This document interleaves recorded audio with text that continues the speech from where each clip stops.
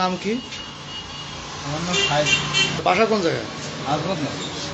আপনাকে কেন মারলো এরা? ধর্ষণ করেছেন আপনি?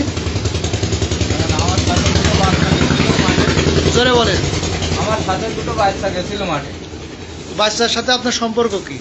একটা মেয়ে হয়, আচ্ছা, আরেকটা আর একটা পুতনি হয়। পুতনি হয়। কোন মাঠে? চাঁদবার মাঠে।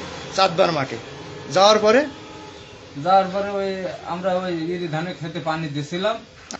কখন এটা গেছিলেন? ভাই ছিল কখন গেছিলেন? এই মাগরিবের আজানের দিকে। কবে? এটা কত তারিখে? এই যে গত বুধবারে। গত বুধবারে। যাওয়ার পরে ওরা আমি ওদের বলছি যে তোরা বাড়ি ছিল যা, তো ওরা আইছিল না।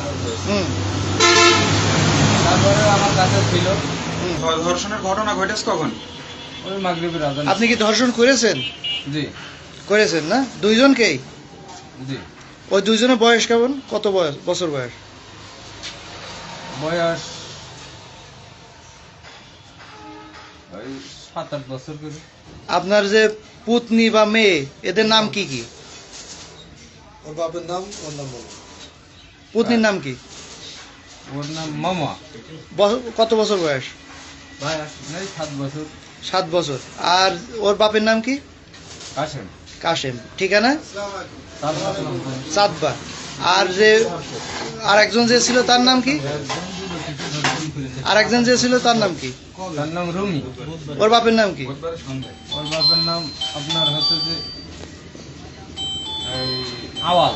আওয়াল। ঠিকানা? চাঁদবা। চাঁদবা। আচ্ছা, আপনি কি ধর্ষণ করেছেন? আপনি স্বীকার করছেন? হ্যাঁ, কথা বলো। এই ফোন দাও। স্বীকার করছেন আপনি ধর্ষণ করেছেন?